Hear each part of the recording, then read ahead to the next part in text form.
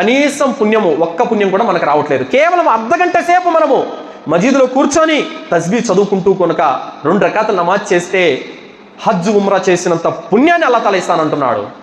ఇది అల్లాహ్ మార్గంలో నువ్వు సమయం తీస్తే దాని యొక్క పుణ్యం. 1 గంట సమయం మార్కెట్లోనూ పోతుంది, ఫోన్ చూసుకుంటా పోతుంది, ఎలా అయినా పోతుంది. అదే గంట నువ్వు అల్లాహ్ కోసం ఖర్చు పెడితే అది పరలోకానికి ఉపయోగపడుతుంది. కావున సోదరులారా, సమయాన్ని వృధా చేయకూడదు. ఎందుకంటే చాలామంది ఈరోజు చాయ్ కాఫీల దగ్గర సమయాన్ని వృధా చేస్తున్నారు, మొబైల్ ఫోన్లలో గేమ్స్ ఆడుకుంటూ సమయాన్ని వృధా చేస్తున్నారు, సినిమాలు సీరియళ్ళు చూసుకుంటూ సమయాన్ని వృధా చేస్తున్నారు. అలాగే టైంపాస్ కోసమని అలా బజార్లలో తిరిగేసే వాళ్ళు ఉన్నారు. ఏమండి, మీరు టైంపాస్ కోసం వచ్చారా ఈ లోకానికి? వమా ఖలకతుల్ జిన్న వల్ ఇన్స ఇల్లా లియఅబుదూన్, నేను మానవులను పుట్టించిందే నన్ను ఆరాధించడానికి, అందు నిమిత్తమే నేను భూలోకానికి పంపానని అల్లాహ్ తాలా చెప్పాడు కదా.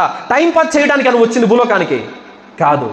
కావున మనము ఈ సమయాన్ని మనము వృధా చేయకూడదు.